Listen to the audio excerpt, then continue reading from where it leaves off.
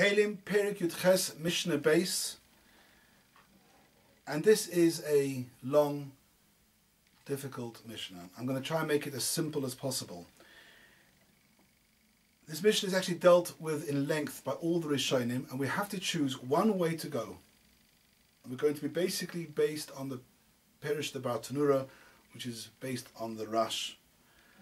And we'll try Mitzvah Shem to give it justice. It's the famous sugya of Muchani, which is mentioned in the Gemara on Shabbos. Muchani Shalah. Now, what I forgot to tell you was, in the previous Mishnah, I've actually forgot to translate the word Shiddah. Because the Muchani is something which belongs to the Shiddah. The Shiddah, again, there's different ways of explaining what a Shiddah is, but Shiddah is some sort of box or chest used to carry people. Some sort of little cart. That's called a Shiddah. It's big, as we know in the previous Mishnah, we were discussing whether it's Mekabel, Memsa'ah or not. Now this Shiddah has a Muchani. A Muchani is something on the bottom, it's an axle and two wheels. I'll try and show you a picture here so you get the hang of this. I hope this is clear. Sorry. It's over there. So there you've got your Shiddah, your big box. And on the side of the Shiddah, you've got either two big wheels or four wheels, two on each corner. And the Mishnah is going to have a Reisha and a Sefer. In the Reisha, we're going to deal with the case of Bisman Shein Nishmetes, where the wheels are easily detachable from the Shiddah, and we're going to have four dinim. And then we're going to say in the Sefer of Em Ein Nishmetes, if the wheels are fixed, then we're going to have those same four dinim, the dinim will be reversed. So let's go through the four dinim one by one. Muchani Shalah, the wheels of such a Shiddah. It's like an enormous wheelbarrow. Bisman shehi nishmetes, if these wheels easily come off, in other words, they're not fixed to the Shiddah, that's going to have four ramifications. The first one is Eino Chibur La. Chibur, these are the basic rules of Chibur. We know if you have two kelim, you've always got to decide whether there's a Chibur, i.e. if one becomes Tommy, does the other one become Tommy with it?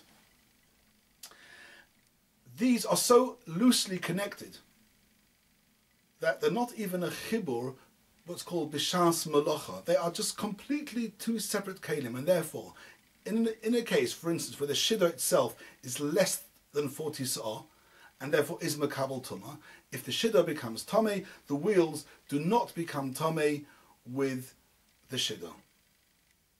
That's quite simple. Eino Chibur La is the simple Mishnah. Ve'einonim dedes imo.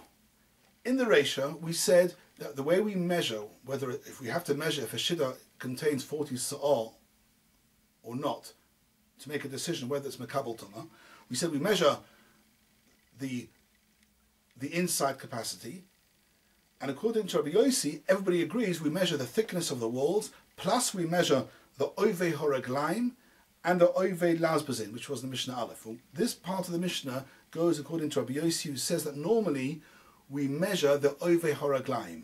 Says the Mishnah here, the Muchani, because the Muchani is Nishmetes, it's loosely, it's detachable from the Shiddah, it hasn't even got a din of Ovei Horaglaim, it's completely separate. They're not measured, the thickness of the wheels are not measured when trying to measure the 40 sa'ah rule.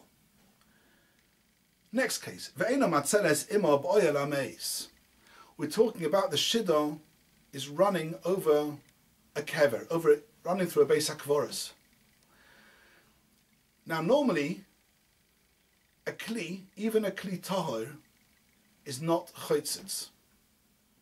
So in other words, if you were to take a table or a chair or whatever and take it over a beis hakvoros, over a kever, and there's something on top of the table, on top of the chair, that thing would become tommy because the table is not chotzitz.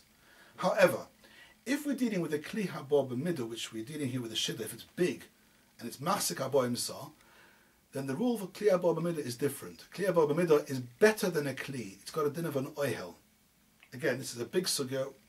We don't want to go into detail now, but basically, trust me, for this Mishnah we can learn that the shidduch is got a din of kli haba b'midah, and a kli haba b'midah is chotzitz, which will stop anything inside the shidduch becoming tomei. So there's people or kelim inside the shidduch, and it goes over Beis HaKvaros. The shidduch is chotzitz under the rule that a kli haba b'midah is chotzitz.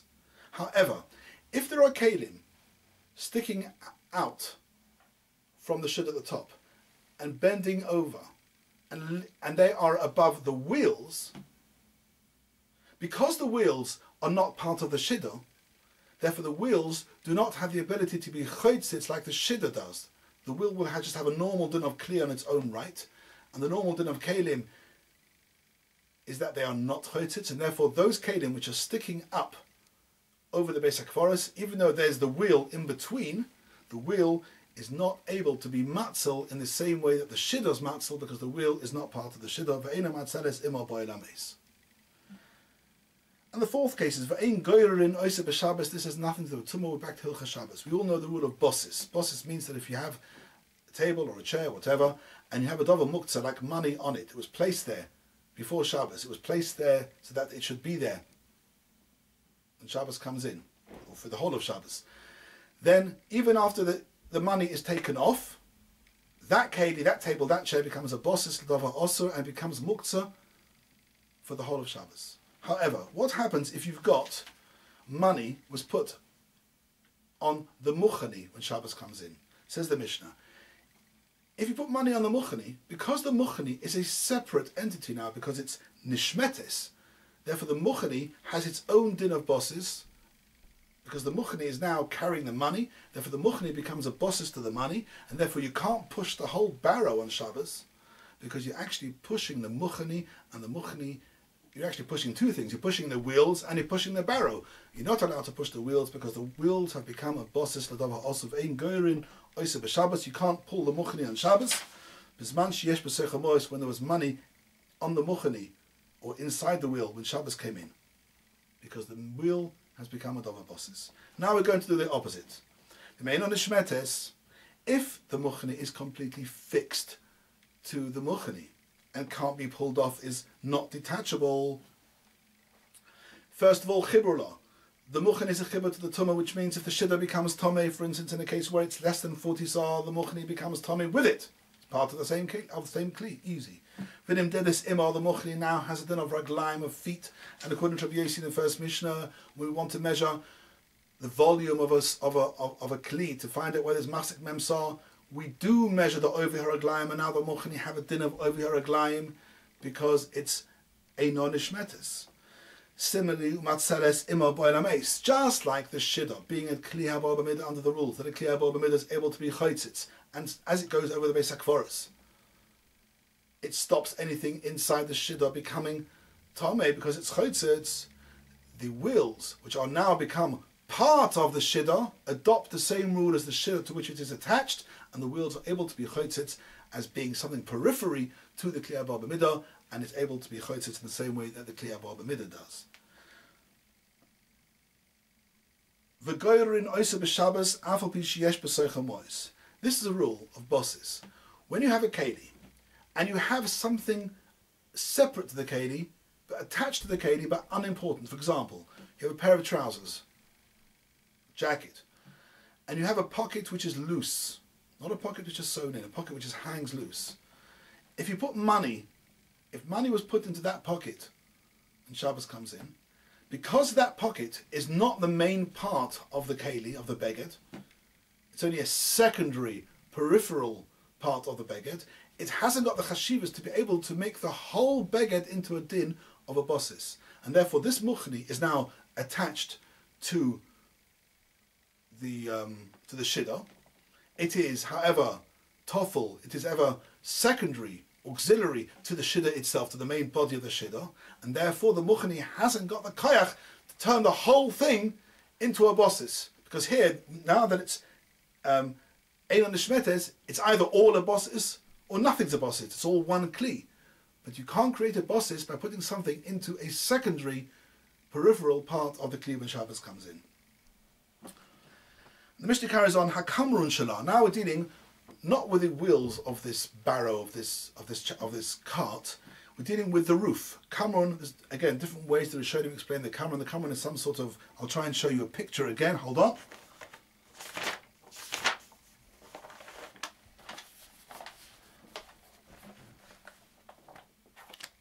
There, where my finger is. So you've got your barrow and the wheels, and you've got your little roof over some of it. That's called a kamron. Says the Mishnah, Bisman Shukuvah, same idea. Bisman Shukuvah, if the kamron is fixed to the shiddur, then the chibur, of course, for the din of chibur, it's one keli, one becomes tameh, so does the other. V'nimda dema, and it's considered to be part of the keli when you're measuring the 40 sa'ah, whether it contains 40 sa'ah, you include the volume of the kamron because that's all part of the kli. The meino kavua, if the kamron is not fixed to it, it's detachable. First of all, eino chibur la. It's not a chibur because they're two separate kelim. Ve'eino nimda dema, it's completely detachable. It's not part. You don't look at it for the 40 sa'ah. Here, the Mishnah doesn't mention the two previous cases, dinim, about matzel bo'el ames and greira on Shabbos, for very simple reasons. Because the kamron is on top, if you push the shiddur over the Beis HaKvoros, then there's no need to consider whether the kamron is choitzis, because the shiddur is choitzis, the kamron is on top. So if the shiddur is choitzis, of course, the tumah never gets to the kamron to even discuss whether the kamron is choitzis. And similarly for money on Shabbos, the kamron, there's no way inside the kamron to put the money. Simply, it hasn't got a base kibble, so the dinim become irrelevant. Says the Mishnah, Keitel moed denoisai. The way the Baal Tanura learns is that the kamron actually doesn't cover the whole top of the shiddur, only covers half, as we saw in the picture. So the inside of the kamron, of course, is easily measured and is easily considered to be part of the mem sa'ah. However, this Mishnah holds that the space adjacent to the kamron,